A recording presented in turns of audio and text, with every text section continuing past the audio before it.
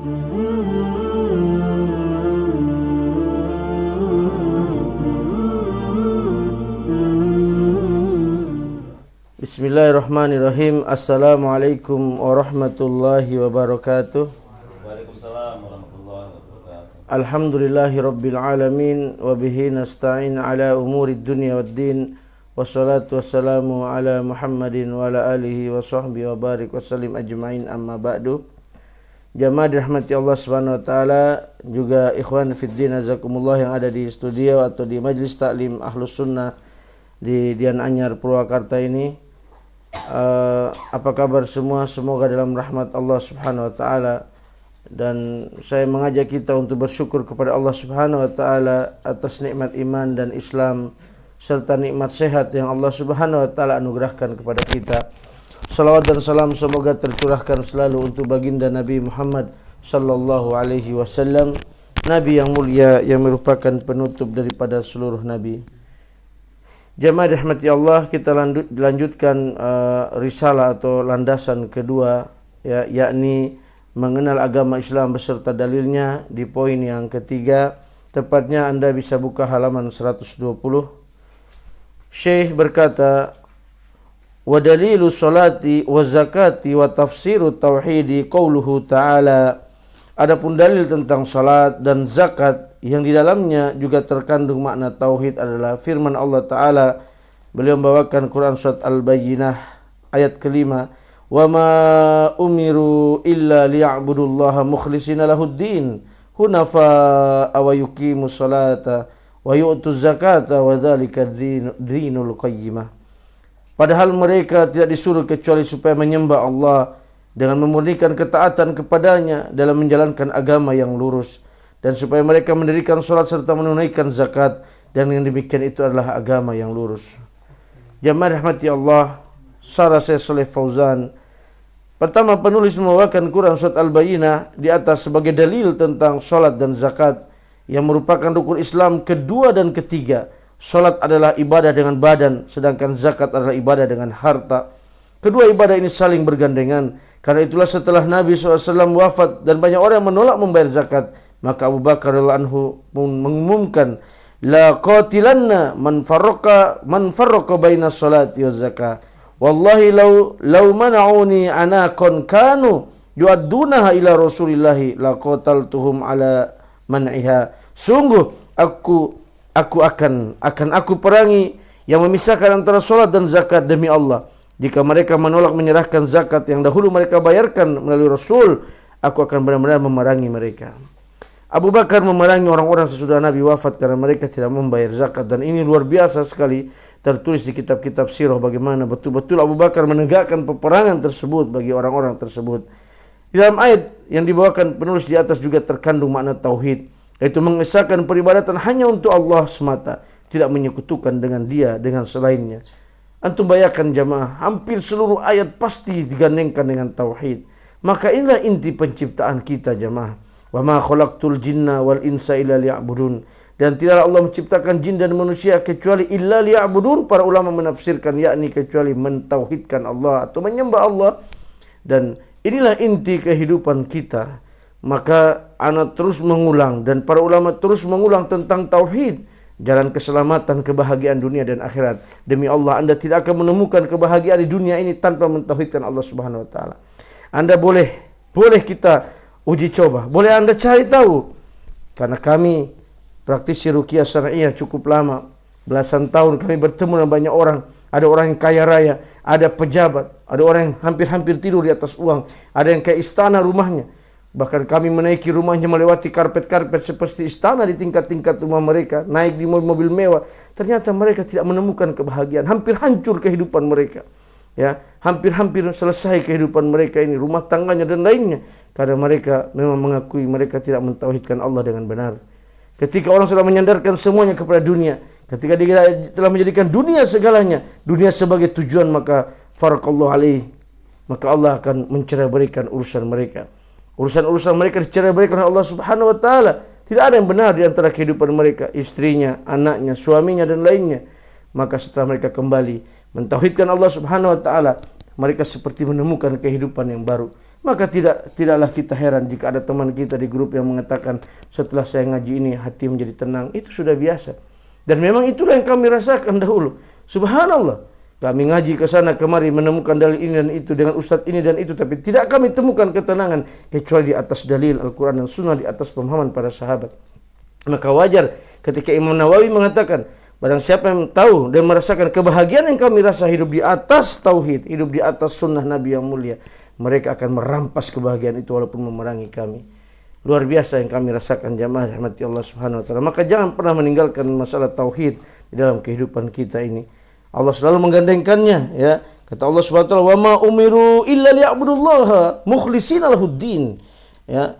Padahal mereka tidak disuruh kecuali supaya menyembah Allah dengan memurnikan, mukhlishina lahuddin, memurnikan, mengikhlaskan ketaatan kepadanya. Maka di antara syarat la ilaha illallah yang 7, salah satunya al-ikhlas, yaitu kita ikhlas dalam menyebutkan kalimat la ilaha illallah. Ya, di samping kita al-yakin, al-ilmu, ya, al-mahabbah, al-inqiyad, di dalamnya tunduk dan patuh, lalu kita al-qabul, menerima kalimat tersebut, ya. Maka ini penting sekali dalam kehidupan kita jamaah. Yang kedua kata Syekh, solat yang diperintahkan dalam ayat di atas adalah solat yang memenuhi syarat-syarat sah, rukun-rukun dan hal-hal yang diwajibkan di dalamnya, bukan sekedar bentuk solat. Jamaah rahmati Allah, di antara tanda orang yang mendapatkan hidayah, maka pertama Allah pahamkan di dalam urusan agama, kedua dia mulai memperbaiki solatnya. Ana tidak percaya bahwa orang itu telah dalam perjalanan hidayah. Ana tidak percaya, kebohongan besar kalau dia mengatakan hidayah tapi dia belum mau memperbaiki solatnya.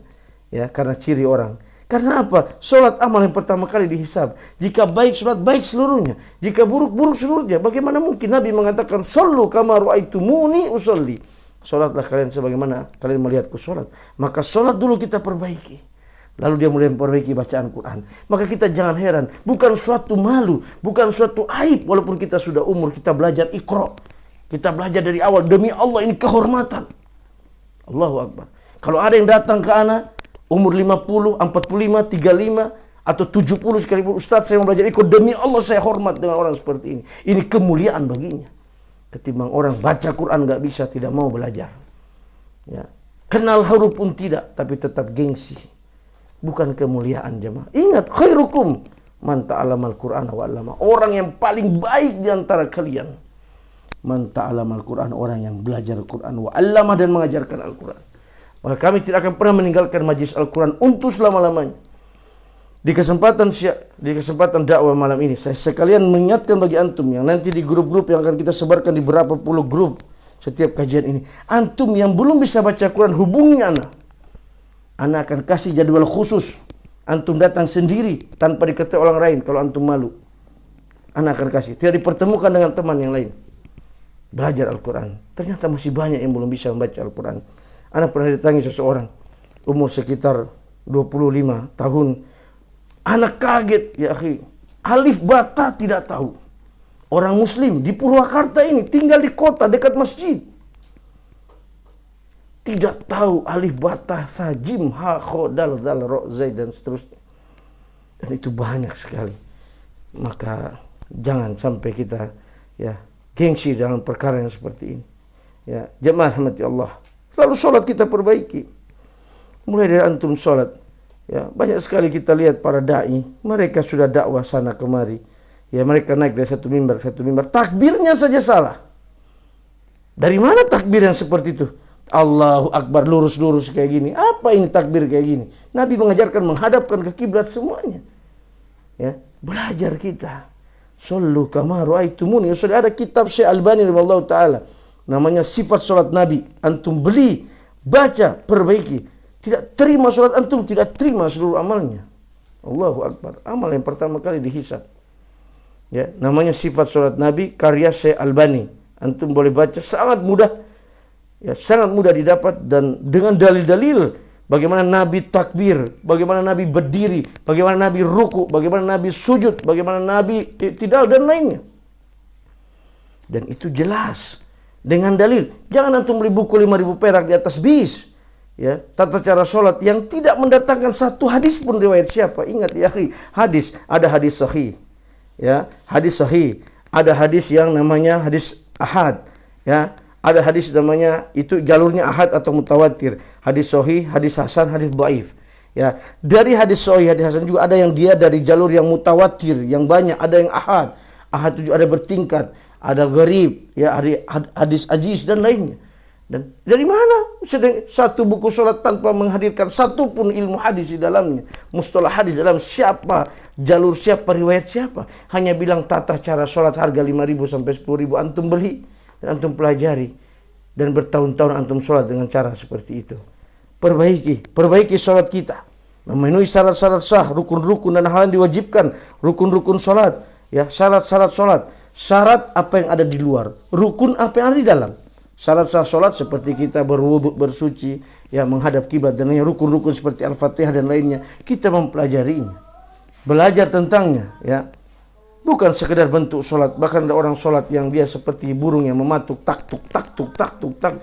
Lebih baik enggak usah sholat yang kayak gini, ya. Karena apa? Perintahnya itu al ilmu qoblal qouli wal amal. Kata Imam Bukhari, ilmu dulu sebelum berkata dan beramal. Apaan sholat yang seperti itu? Ilmu dulu antum, baru berkata, baru beramal. Lebih antum belajar sholat daripada sholat taktuk, taktuk, taktuk. Gimana sholat seperti itu? Bagi orang yang mencuri dalam sholat, ya. Ada lagi yang hitung-hitungan dalam sholat, pelit dia. Dia datang kalau imam sudah ruku, dia tunggu sampai imam naik. Pelit antum berhitung Allah Subhanahu wa taala. Kita sudah datang, imam lagi apa, langsung ikuti keadaan imam. Kalau antum tidak dapat ruku, maka antum tidak dihitung satu rakaat. Enggak apa-apa. Kenapa sih? Antum ke masjid mau apa? Mau duduk main-main? Mau sholat? Ya sholat. Jangan berhitung Allah Subhanahu wa taala. Ya jangan main-main Allah Subhanahu wa taala, jemaah. Karena Allah Ta'ala mengatakan wa yuqimus shalah, mendirikan salat, sebab seseorang tidak dikatakan mendirikan kecuali dengan mengerjakannya sesuai dengan tata cara yang Allah perintahkan. Adapun zakat yang diperintahkan dalam ayat di atas, zakat yang diberikan kepada mustahik, orang-orang yang berhak menerima pada waktu pembayarannya dengan memperlihatkan aturan-aturan perhitungannya. Ya, masalah zakat ini penting, ya. Ada zakat mal, zakat fitrah, ya, kita keluarkan, ya, kepada orang yang berhak, ya. Ini sangat dianjurkan, ya, dalam keadaan setiap waktu dan keadaan, kewajiban bagi kita.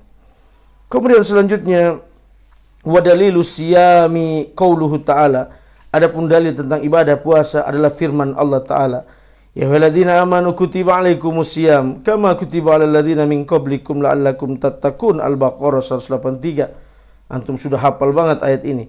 Ya ayyuhalladzina amanu, perhatikan satu kaidah buat antum. Ketika ada ayat yang berbunyi ya ayyuhalladzina amanu, ya, wahai orang beriman, kata para ulama, yang pertama ayat ini penting. Tulis antum, ingat baik-baik. Kalau ada di Al-Quran antum dapati ya ayyuhalladzina amanu, maka ayat ini penting. Ya ayyuhalladzina amanu in ja'akum fasikun binaba'in fatabayyanu, wahai orang beriman, jika datang kepadamu orang fasik memberi berita maka tabayyun. Ya ayyuhalladzina amanu kutiba alaikumus syamu kama kutiba alal ladzina min qablikum la'allakum tattaqun. Ya, kalau ada kata ini, pertama ayat ini penting, kedua ini konsekuensi keimanan. Ya, antum mengaku beriman tidak puasa, antum tidak beriman. Seperti yang saya bilang kemarin, ada Islam, ada iman, ada ihsan. Orang Islam belum tentu dia orang yang beriman. Ya, belum tentu dia orang yang beriman. Jemaah rahmati Allah Subhanahu wa taala. Hai orang yang beriman, diwajibkan atas kamu berpuasa sebagaimana telah diwajibkan atas orang-orang sebelum kamu agar kamu bertakwa. Wa dalilul haji qauluhu ta'ala, adapun dalil tentang ibadah haji adalah firman Allah Ta'ala, walillahi 'alan nasi hijjul baiti man istata'a ilaihi sabila wa man kafara fa innallaha ghaniyun 'anil 'alamin. Mengerjakan haji adalah kewajiban manusia terhadap Allah, yaitu bagi orang yang sanggup mengadakan perjalanan ke Baitullah. Barang siapa yang mengingkari kewajiban haji, maka sesungguhnya Allah Maha Kaya, tidak memerlukan sesuatu dari semesta alam. Quran surat Ali Imran 97. Penulis membawakan Quran surat Al-Baqarah 183, Ali Imran 97 sebagai dalil tentang haji yang merupakan rukun Islam keempat, dalil puasa dan haji, ya. Yang kedua, kewajiban puasa adalah atas orang beriman dari zaman umat terdahulu sampai umat Nabi Muhammad sallallahu alaihi wasallam. Jika orang kafir melaksanakannya, maka puasanya tidak sah sebelum mereka syahadat terlebih dahulu. Karena ini panggilan orang beriman. Tidak sah sebelum mereka bersyahadat. Puasa sudah ada zaman Nabi dahulu. Antum kenal namanya puasa Daud? Itu puasa Nabi Daud. Sehari puasa, sehari berbuka. Ini puasa-puasa telah diwajibkan terdahulu. Ya, dan kita yang paling ringan. Ya, maka kita dapati banyak orang yang tidak berpuasa sampai-sampai berkata para imam kita di antaranya dalam kitab tentang dosa-dosa besar Al-Kabair karya Imam Az-Zahabi disebutkan bahwa orang yang meninggalkan puasa dengan sengaja, ya, dosanya lebih besar dari perzinahan, dari meminum khamr, dari membunuh, ya, bahkan dari makan riba. Bayangin saja, ya, orang yang meninggalkan puasa dengan sengaja, ya, betapa besar dosanya. Karena satu kaedah fikih yang besar bagi antum agar antum pahami bahwa meninggalkan, ya, yang Allah larang dosanya lebih besar daripada mengerjakan larangan Allah. Allah melarang berzina, nauzubillah antum berzina. Allah memerintahkan puasa, antum tidak puasa, maka dosanya lebih besar tidak puasa daripada berzina. Ya, kita dapati banyak orang tidak puasa, tenang-tenang saja dia. Santai-santai saja mereka. Ya, ini tidak main-main. Di antara tujuan syariat puasa, poin ketiga adalah menumbuhkan ketakwaan, karena takwa mengajak untuk meninggalkan hawa nafsu yang mendorong untuk melakukan keburukan dan mendekatkan diri kepada Allah Subhanahu wa taala. Maka kita dapati antum lihat orang yang berpuasa, Masya Allah, dia lebih condong, lebih mengalah, lebih banyak diam dan lainnya. Ini sudah memang qadrat yang Allah janjikan bagi orang yang berpuasa. Ya, keadaannya juga orang, Masya Allah, mudah sekali bersedekah. Tidak kita dapati di bulan sekarang. Bulan Ramadan begitu mudah kita mengeluarkan uang untuk bersedekah. Antum lihat sore hari orang bersibuk-sibuk cari untuk kasih makan orang. Malamnya juga demikian. Apalagi 10 malam terakhir, hampir tiap malam orang mencari orang untuk memberi makan, memberi uang dan lain. Itulah keutamaan di bulan puasa, jemaah rahmati Allah Subhanahu wa taala. Yang keempat, haji adalah mengunjungi Ka'bah dan masyair, tempat pelaksanaan manasik lainnya di waktu khusus dengan maksud mengerjakan ibadah yang khusus. Haji hukumnya wajib bagi yang memiliki kemampuan dari sisi badan dan harta. Ya, demi Allah jemaah, terlalu banyak orang yang sudah mereka wajib, dia tidak laksanakan haji. Terlalu banyak dia sudah wajib, uangnya banyak, mobilnya banyak, rumahnya banyak, badannya sehat, dia tidak berhaji. Kalau dia lakukan ini, ya, karena dia malas dan lainnya, masih ada toleransi, dia tidak dikafirkan. Tapi kalau dia menganggap ini tidak wajib, dia bisa kafir, keluar dari Islam. Karena ini adalah rukun Islam, jamaah rahmati Allah Subhanahu wa taala. Ya, banyak orang sudah mampu, dia tidak naik haji. Ya, kemampuan badan dimaksud mencakup kekuatan berjalan, berkendaraan dan berpindah dari negeri asalnya ke kota Makkah. Maka orang yang lemah, yang lemahnya terus-menerus, orang sakit dengan sakit yang permanen, dan orang yang sangat tua tidak wajib melaksanakan ibadah haji. Namun jika mereka ada kemampuan dari sisi harta, maka mereka harus mencari orang yang dapat membadalkannya, menggantikan haji dengan haji pertama atau haji Islam. Adapun kemampuan harta mencakup kecukupan harta untuk, ya, pertama membayar transportasi dan akomodasi selama berangkat haji. Ingat itu. Orang membayar transportasi dan akomodasi selama berangkat haji. Kedua, memenuhi kebutuhan dirinya sejak ia pergi sampai pulang. Ketiga, memenuhi nafkah keluarga yang wajib dinafkahinya seperti anak, istri dan orang tuanya yang ia tanggung nafkahnya hingga ia pulang. Ya, bukan ninggalin harta banyak, hanya cukup sampai dia pulang. Kalau 1 bulan, 2 bulan cukup untuk itu saja, maka dia sudah diwajibkan untuk haji. Ia juga baru dinilai mampu jika ia telah melunasi utangnya atau memiliki jaminan lain untuk melunasi utangnya. Ya, bukan berhutang untuk haji, ya, hutang di bank pula, bank ribawiyah lagi, ya. Allah tuh baik, menerima yang baik-baik. Allah tidak terima haji yang seperti itu. Minjam uang di mana? Di bank, berapa buat naik haji? Astagfirullahaladzim. Berarti antum belum mampu, tidak punya uang, maka tidak wajib bagimu haji. Bagi yang mampu, membiayai perjalanan, transportasi, akomodasi dan lainnya. Ya, bukan untuk gaya-gayaan, untuk dipanggil Pak Haji. Gak pernah ada satu riwayat pun dari Haji Abu Bakar As-Siddiq, Haji Umar bin Khattab, tak ada. Ya, kita begitu bangganya dipanggil haji. Hajinya tujuan hanya untuk dipanggil. Bahkan ada orang, ya, misalkan namanya Fulan, ya, kalau dipanggil namanya saja dia udah naik haji, dia nggak mau dengar. Kalau dipanggil Haji Fulan baru dia berbalik. Ya, harus ada hajinya. Ya, padahal haji gelar-gelar tidak ada. Ya. Haji Imam Syafi'i rahimahullah berkata, enggak ada. Haji Imam Malik, Haji Abu Hurairah, enggak pernah kita dengar. Ya, jadi haji ini bukan untuk gaya-gayaan tren-tren sampai antum paksa pinjam uang sana sini untuk berhaji. Ya. Yang kelima, haji hukumnya wajib hanya sekali seumur hidup, selebihnya dianggap haji sunnah Hal ini merupakan wujud kasih sayang Allah kepada hamba-hambanya, karena dia tahu bahwa haji itu membutuhkan pengorbanan besar dan berat jika wajib dikerjakan setiap tahun. Rasulullah SAW bersabda, ayuhan nas, qad faradallahu alaikumul hajja fahujju. Wahai manusia, Allah telah mewajibkan atas kalian untuk berhaji, karenanya pergilah. Mendengar hal itu, Al-Aqra bin Habis radhiyallahu anhu bertanya, apakah setiap tahun ya Rasulullah? Ya, beliau pun diam karena Al-Aqra mengulangi pertanyaan lagi dan lagi.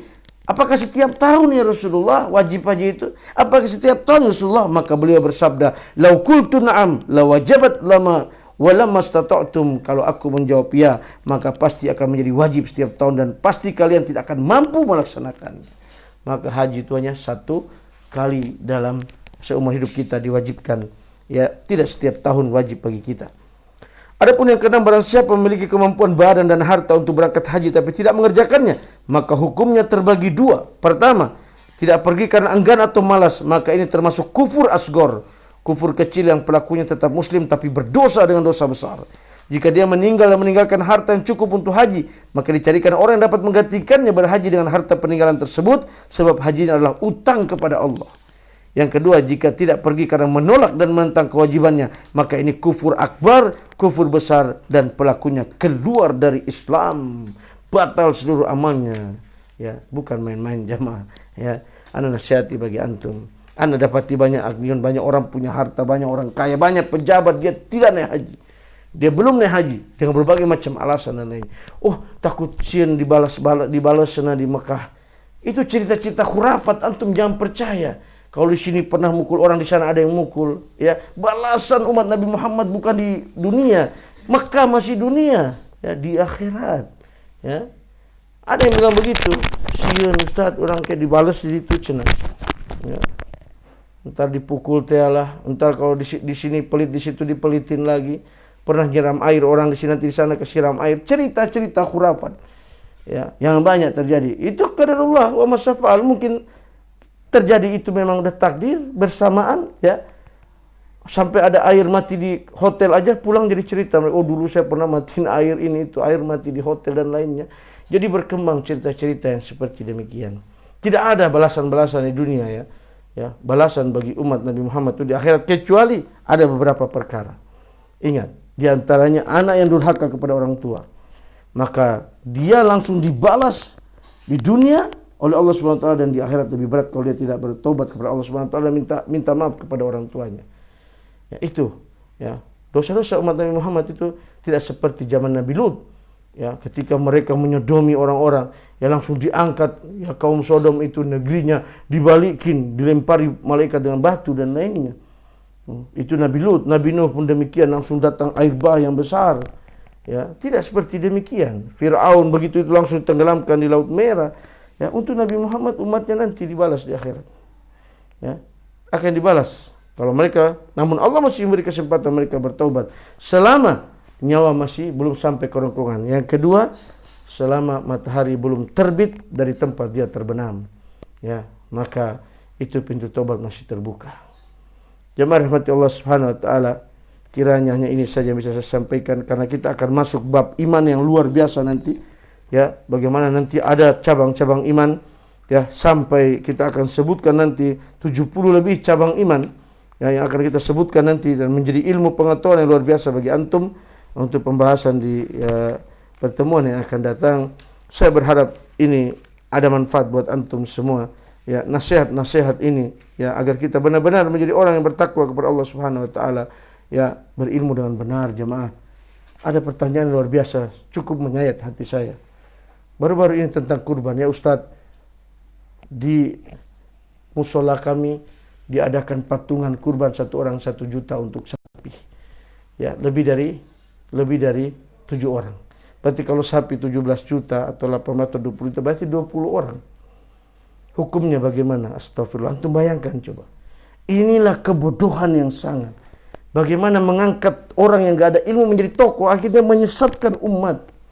Ini nasihat anak, ini lagi Idul Adha, sebentar lagi kurban. Antum jangan titipkan, ya, jangan titipkan hewan-hewan kurban antum di tempat yang salah. Nabi mengatakan tidak ada kurban bagi orang menjual kulit. Banyak panitia menjual kulit hewan kurban dengan alasan, oh, mereka telah diberikan oleh pihak kurban sehingga panitia boleh menjualnya, lalu untuk operasional, lalu untuk operasional masjid dan lainnya.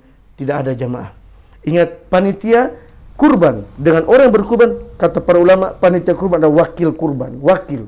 Maka dia tidak boleh melakukan apa yang dilakukan oleh orang yang berkurban sama. Dia tidak boleh menjual ya bagian daripada hewan kurban. Tidak boleh mengupah tukang jagal. Oh, karena yang menjagal dikasih kepala sapi. Tidak boleh, haram. Ya, jagal harus dibayar sendiri. Makanya antum lihat di yayasan kami, di majelis kami, ditarik satu orang 100.000 yang berkurban. Untuk apa? Untuk membayar jagal, untuk membeli tali, untuk membeli semuanya, bumbu dan lain segala keperluan tanpa menjual sedikit pun dari bagian-bagian hewan kurban. Karena itu tidak boleh dilakukan. Nabi mengatakan tidak ada kurban. Berapa ribu hewan di Indonesia ini? Berapa ribu sapi, kambing yang dijual kulit-kulitnya? Orang ada yang kumpul satu hari 1.000 rupiah, ada yang 10.000, ada yang 20.000, ada yang 30.000. Susah payah sudah mendapatkan satu ekor kambing atau satu sapi dengan 7 orang. Lalu nanti kulitnya dijual. Lalu Nabi mengatakan tidak ada kurban bagi hewan kurban yang dijual kulitnya. Ya, ini sering terjadi jamaah. Dan kami sering sekali memberitahu beberapa dekade, memberi masukan, mereka tidak mau. Berdalil dengan ini. Kan ada ulama dibawakan pendapat ustaz ini, dibawakan ustaz itu bilang boleh. Ya akhi, fa in tanaza'tum fi shay'in farudduhu ila Allah wa Rasul. Jika orang berselisih tentang sesuatu, kembalikan pada Allah dan Rasul. Orang berselisih tentang hewan kurban, apa kulit boleh jual atau tidak, kata ini boleh, kata kembalikan, Rasul melarang, sudah selesai. Bukan kita sayang ustaz ini kulitnya mereka. Untuk apa antum sayang dengan harta orang? Bukan harta antum, antum cuma panitia. Dibuang bila perlu. Tapi kan kita sayang kalau buang, kita bisa bagikan fakir miskin. Dia yang memanfaatkan nanti. Terserah dia mau diapain. Ya, kenapa sih kita harus sayang dengan harta-harta? Bukan harta kita. Bukankah seorang mukmin, andaikan Allah mengatakan, andaikan masih ada turun wahyu, wahai orang beriman, maka sedekahkan rumah-rumah kalian, mobil-mobil kalian. Maka kita harus melakukan itu. Hanya dengan kulit saja antum selisih. Ini kan banyak sapinya, 17 ekor sapi di masjid kami. Kulitnya sampai jutaan misalnya. Ya biarlah.